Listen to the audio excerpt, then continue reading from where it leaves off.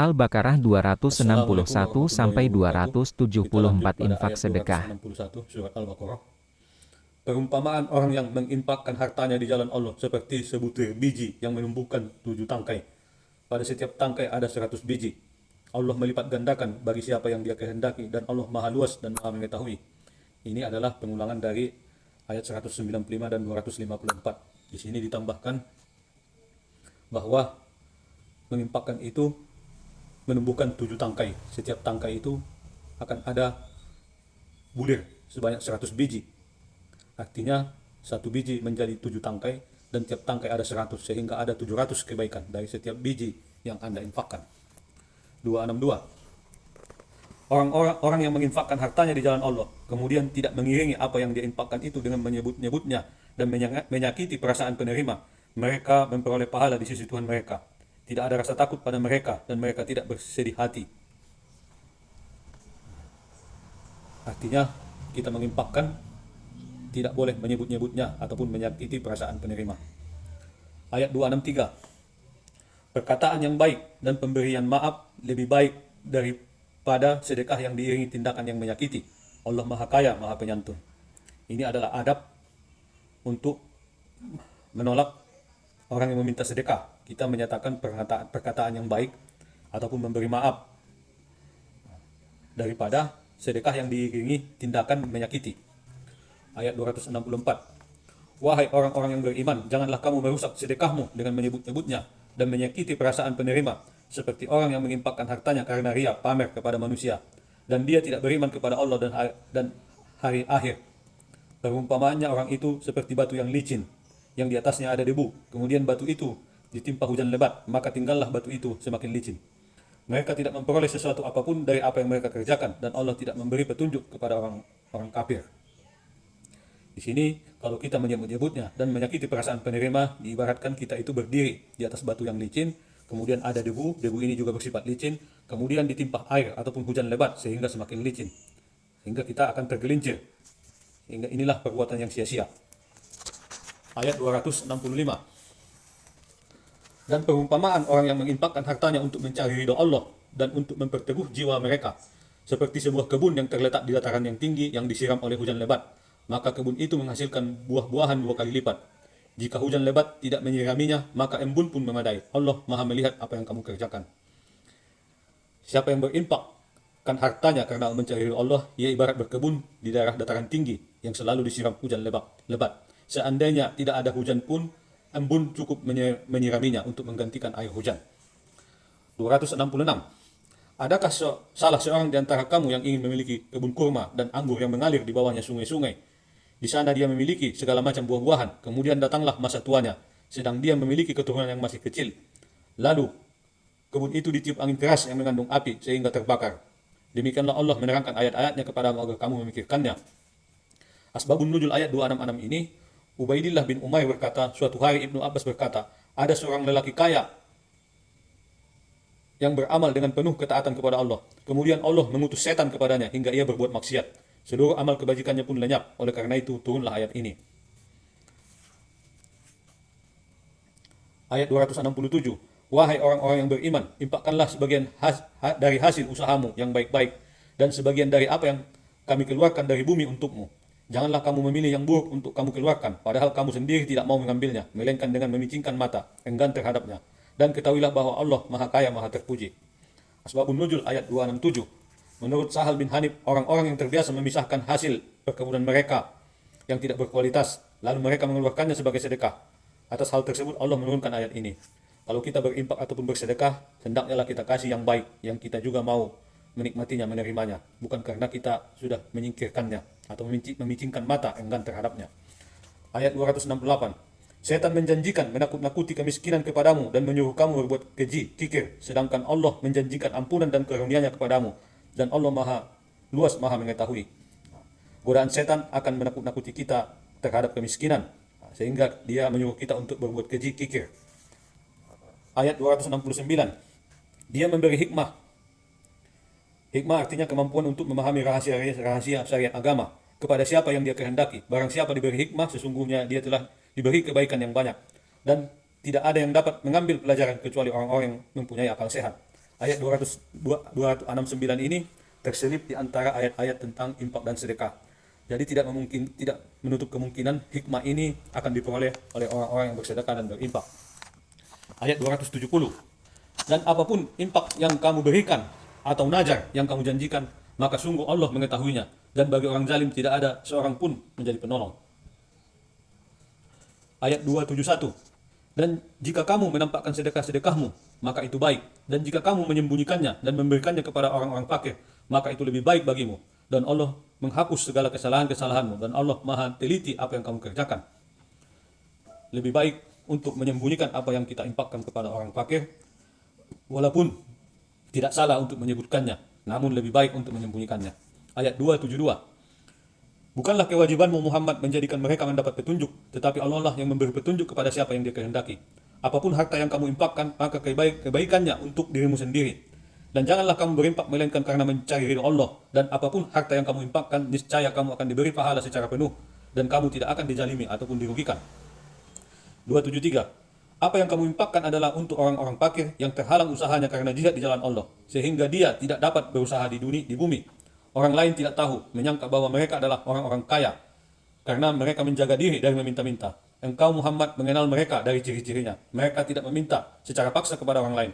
Apapun harta yang baik kamu infakkan, sungguh Allah Maha mengetahui. Ini adalah kita berimpak kepada orang-orang yang menyembunyikan kekurangannya. Dia tidak memaksa untuk meminta kepada orang lain. Kita akan mengenal ciri-cirinya. Ayat 274. Orang-orang yang menginfakkan hartanya malam dan siang hari secara sembunyi-sembunyi maupun terang-terangan, mereka mendapat pahala di sisi Tuhannya. Tidak ada rasa takut pada mereka, dan mereka tidak bersedih hati. Inilah ayat-ayat tentang infak dan sedekah yang dimulai dari ayat 261 sampai 274 dalam surat Al-Baqarah. Demikian. Assalamualaikum warahmatullahi wabarakatuh. Riba dan hutang piutang Al-Baqarah 275 sampai 286. Surat Al-Baqarah. Orang-orang yang memakan riba tidak dapat berdiri, melainkan seperti berdirinya orang yang kemasukan setan karena gila. Yang demikian itu karena mereka berkata bahwa jual beli sama dengan riba, padahal Allah telah menghalalkan jual beli dan mengharamkan riba. Barang siapa mendapat peringatan dari Tuhannya, lalu dia berhenti, maka apa yang telah diperolehnya dahulu menjadi miliknya, tidak perlu dikembalikan lagi, dan urusannya terserah kepada Allah. Barang siapa yang mengulangi, maka mereka itu penghuni neraka, mereka kekal di dalamnya. Memakan riba itu ibarat berdirinya orang yang kemasukan setan karena gila.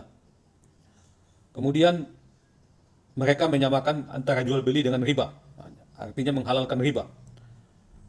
Padahal Allah menghalalkan jual beli dan mengharamkan riba, tidak sama.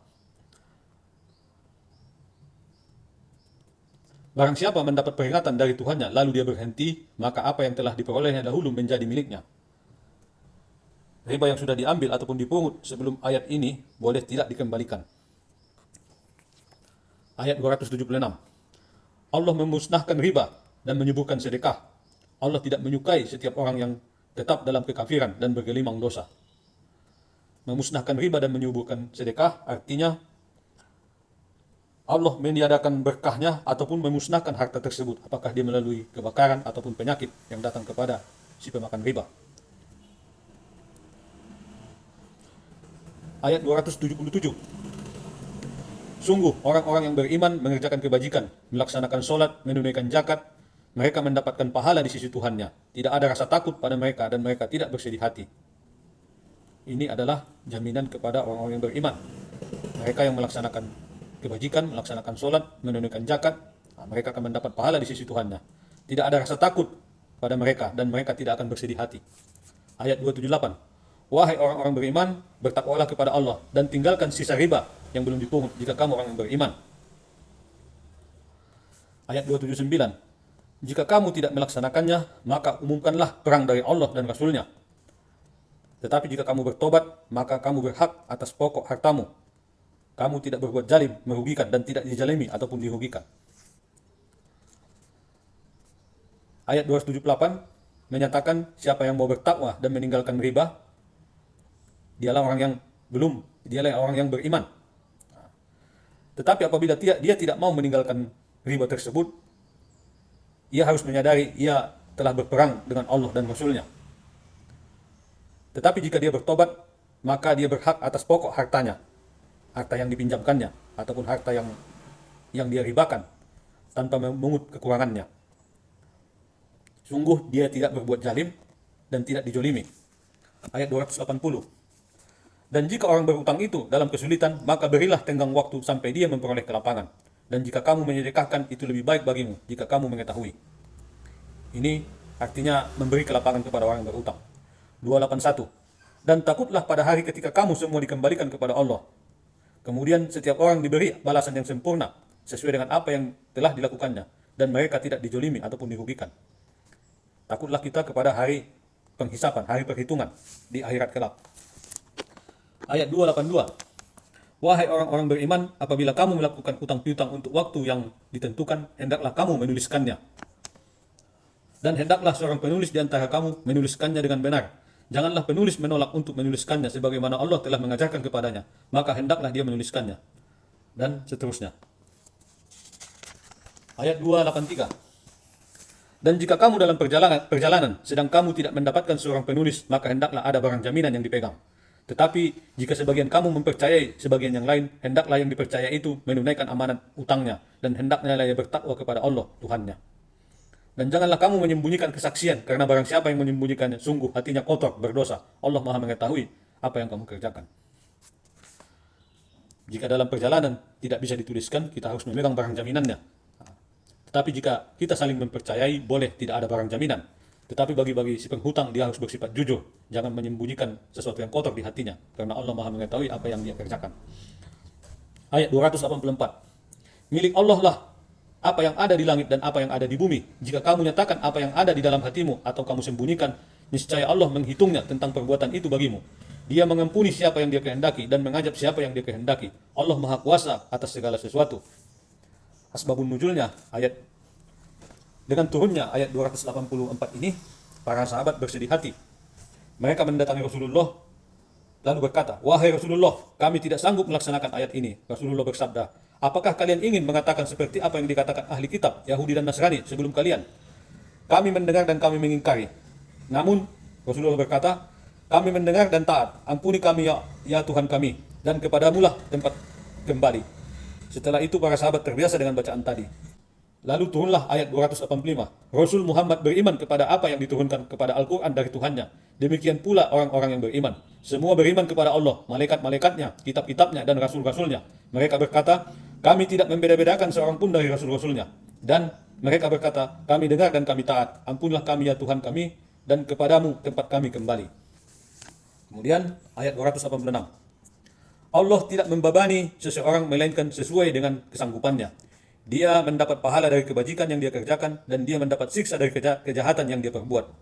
Mereka berdoa, ya Tuhan kami, janganlah engkau hukum kami jika kami lupa atau kami melakukan kesalahan.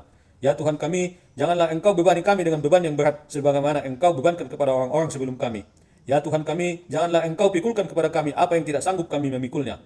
Maafkanlah kami, ampunilah kami, dan rahmatilah kami. Engkaulah pelindung kami, maka tolonglah kami menghadapi orang-orang kafir. Demikian akhir dari surat Al-Baqarah 286. Alhamdulillah.